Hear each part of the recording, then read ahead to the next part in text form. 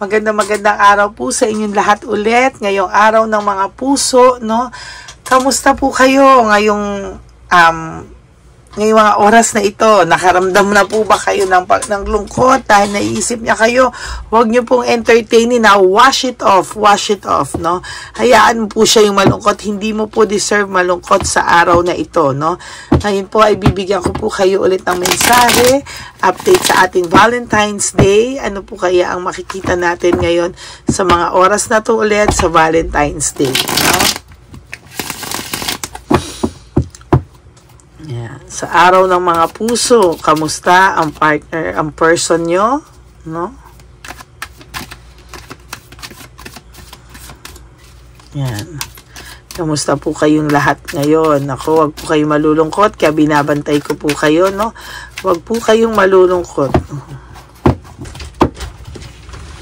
Kayo po ay maging masaya sa mga oras na to dahil Valentine's Day po. Hindi lang po yan pang partners, no? Yan din po ay pang sa anak, sa pamilya, no? Kaya wag po kayo malungkot. Yan, saglit lang po, Iinom lang po ako ng aking gamot.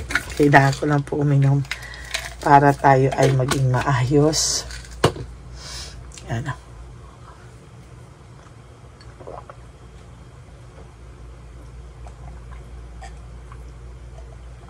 Yon. Okay, game.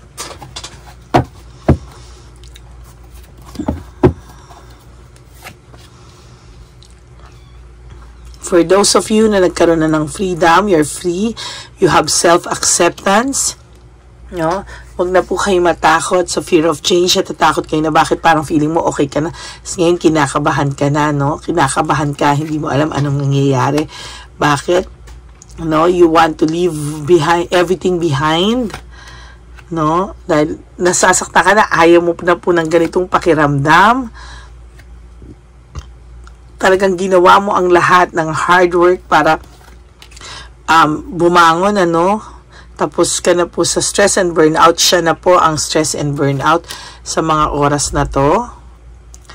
Difficult decision, hindi siya makagawa ng difficult decision, meaning gusto niya pong umalis pero hindi siya makaalis-alis sa sitwasyon na meron siya ngayon. Nasasaktan din po siya sa mga oras na to. Why? Because sa mga oras po ito, nararamdaman niya na bumalik na sa kanya lahat ng karma na nagawa niya sa iyo, no? This Valentine's Day, naiisip niya na siya ay na-karma, no? Kasi imbis na sineselebrate niya yung Valentine's Day with you sa taong totoong nagmahal sa kanya, pero at meron siyang masaya yung buhay niya, masarap yung buhay niya sa iyo, no? Pero ngayon, he's celebrating his Valentine's Day na panay intriga, no? Panay difficulties, doubts, no? Lack of satisfaction, fear, sadness, and loneliness, no? Panay kasi, hindi maganda kasi ang ginawa niya sa iyo, no? Lack of balance, disorganized siya and overwhelmed. So, ngayong Valentine's Day po, siya ay nalulungkot dahil piling niya bumalik ang karma. Na-karma siya. Ngayon niya nare-realize na nakakaramdam siya ng karma sa ginawa niya sa iyo. OMG, ang ganda nito. Wait. Susulat ko lang po.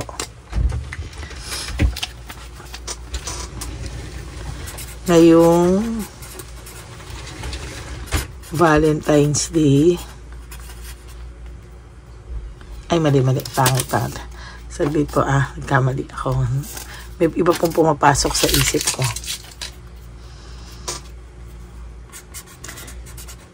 Karma ang bumulaga sa kanya ngayong Valentine's Day. Oh, shucks.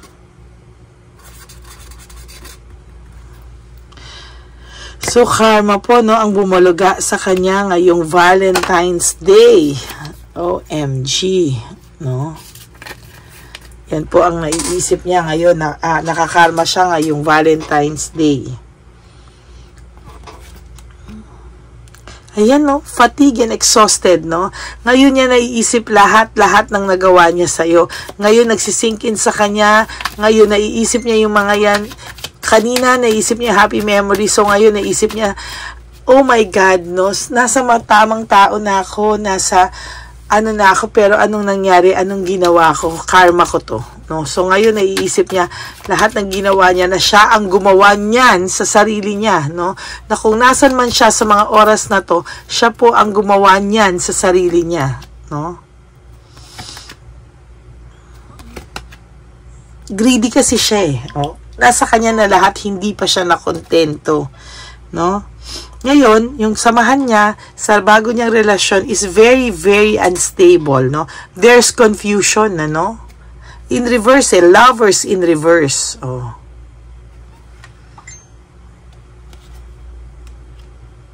Give up po siya. Oh. Give up po siya.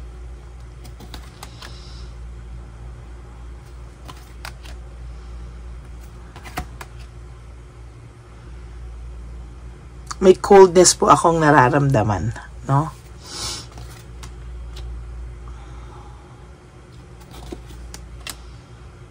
Yan, oh, gusto niya po talaga ng fresh start with you. Hindi niya alam kung maipapanalo ka pa niya. No? Sa lahat ng ginawa niya sa'yo, hindi niya po alam kung maipapanalo ka pa niya.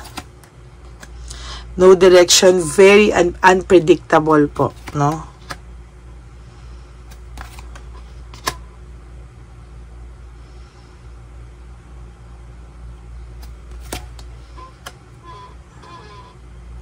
Gusto niya magkaroon talaga ng moment with you.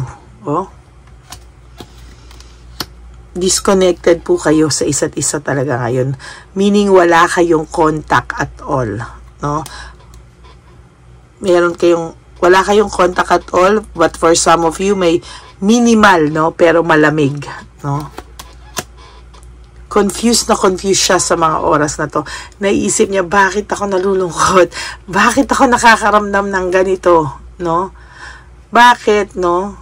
Kasi ang sarap-sarap na ng buhay niya daw sa'yo, hindi ka niya in-appreciate, bagkos na abuso ka niya. No? Naabuso niya yung kabutihan mo, naabuso niya yung pagiging generous mo, no? Hindi niya po tinake sa magandang paraan. Living home, bukod doon, iniwanan ka pa niya, naghanap pa siya ng iba, no? Na dapat sana, na kontento na lang siya sa'yo. Ngayon, ikaw, unti-unti, you are moving on, you are adjusting sa new life mo, no? And so far, you are okay. You have abundance, you have prosperity, you have security, na wala siya, no? Ay... Niloko ka niya, minanipulate niya yung kahinaan mo, no? Nag-take advantage siya sa'yo nang hindi niya inisip muna, no, na anong mangyayari, no? Tinake advantage niya yung kabutihan mo, naging rude siya sa'yo, naging masakit siya magsalita sa'yo, naging too much pride, no? Ang pinairal niya. Ngayon, bored na bored siya sa buhay niya, e naiisip ka talaga nitong taong to. Right at this very moment, sabi niya, karma ko to. Nare-realize niya rin po, no? Pero he will not admit that to other people, to you, no? He will only admit that to himself or herself, no? There's jealousy, there's self-centered, oh? Magsiselos at magsiselos talaga, no? For some of you, magkakaanuhan pa to ng hiwalayan, no? Sa kanila ni Chabelita. For some of you, hahamunan, no? Maghahamunan ng away. Lagi naman sila naghahamunan ng away, ng hiwalayan, no?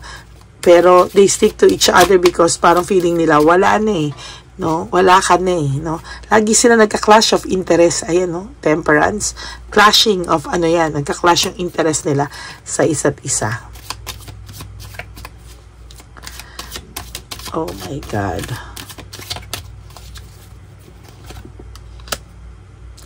Ang saya-saya niya daw dati sa'yo. Pero ngayon, wala, no?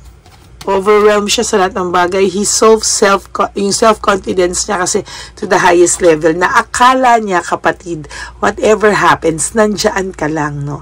Na whatever happens, hindi mo siya matitiis, no? But he's so wrong, no? Nakita niya na nag-adjust ka and it brings him disappointment, no? Nag-disappoint siya at ngayon na gusto niyang bumalik, hindi na po niya alam paano pa.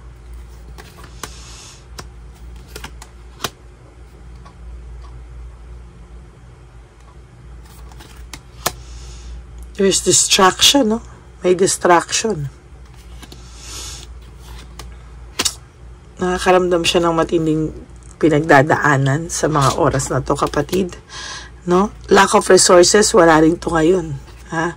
Kasi nung nawala ka sa buhay nitong taong to, nagkagulo-gulo na finances nito. Bakit kaya ganun lumalabas? Laging gulo-gulo na yung finances niya nung nawala ka. No? Matindi daw po ang sinakripisyo mo sa taong to, kaya binigyan ka ng trauma, no? Kasi hindi siya naging totoo sa'yo at hindi siya naging honest sa'yo. Ikaw pa yung pinalabas niyang, siya pa yung pinalabas na biktima, ikaw pa yung napasama, nasiraan. So ngayon lahat ito bumabalik sa kanya. Lahat ng karma nararamdaman niya ngayon kasi he's selfish, no? Inisip niya na sana I can take it back, no? Hindi ko na sana ginawa sa kanya. Sa ngayon, tong araw na to, wala siya talagang kagana-gana. Lack of passion, no motivation, ano? Ay, puno siya ng hatred sa puso niya, sa sarili niya. Galit siya sa sarili niya. Oh, sabi niya, baka daw may iba ka na. Baka daw sino daw ang ka-celebrate mo ng Valentine's Day. Baka, iniisip niya ngayon na baka meron kang iba. Tapos, inaano mo lang, yung tinatago mo lang, no? Tapos, masaya ka na, no? Meron to mga tinatanungan ng mga kaibigan mo, no? Or someone na kakilala mo, no? Ayan, no? Magkakaroon sila ng argumento ni Chabilitang Palaka. Oh, ayan, no?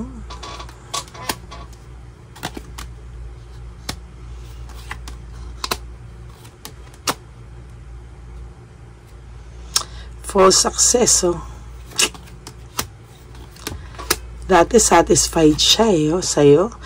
Nung nawala ka, nagkaroon na ng conflict ang buhay niya. Lack of support, wala na siyang support ang nakukuha. Excess pride, oh. Ano pa rin to, may pride pa rin to kahit na alam niya na nakakarma na siya, bumabalik sa kanya lahat, away sila ng away ni Chabilitang Palaka, Chabilitong Palaka, no? May bitterness sa puso nilang pareho. Cold heart, malamig sila pareho. At may bitterness sila pareho sa isa't isa. Wala na sila sa honeymoon stage, tapos na nagkalabasan na ng ugali, no? Ikaw naman, reversal of failure. Kung una, feeling mo, ikaw yung nasa ilalim. Ngayon, ikaw ay umaakyat na. Tingnan ko din yung pakiramdam ni Chabilitang Palaka ngayon sa'yo. There's group conflict. Malamang may pag-aaway to.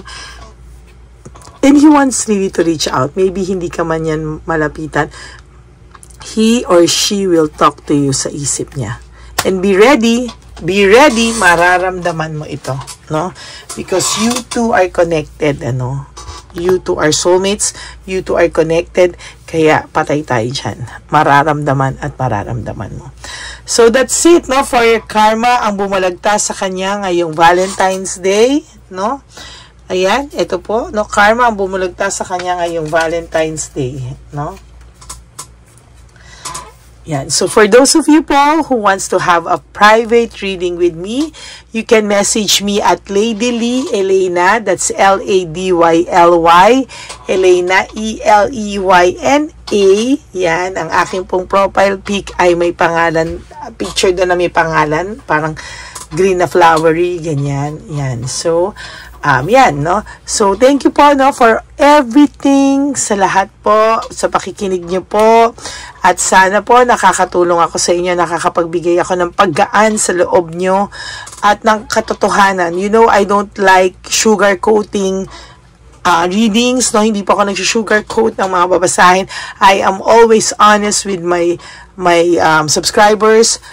Yung mga nagpapa-private reading po sa akin, walang sugarcoating. Masasaktan ka kung masasaktan ka.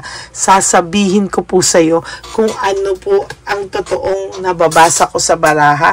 Hindi mo po maririnig sa akin kung ano ang gusto mong marinig. But kung ano po ang nasa baraha, yun po ang ikikwento ko sa'yo. Yun po ang sasabihin ko sa'yo, no? Pag nagpa-private reading po kami, kayo sa akin, we will talk, no? As friends, huwag kayo mag-alala, hindi po ako yung tipo ng taong nananakot, hindi po ako yung tipo ng taong masungit. You know, we are just talking as a friend, no? And konektado tayo. Mafe-feel niyo yan pag nag-usap tayo, there's connection between you and me. Okay? So, ganun po talaga pag nag-usap tayo, no?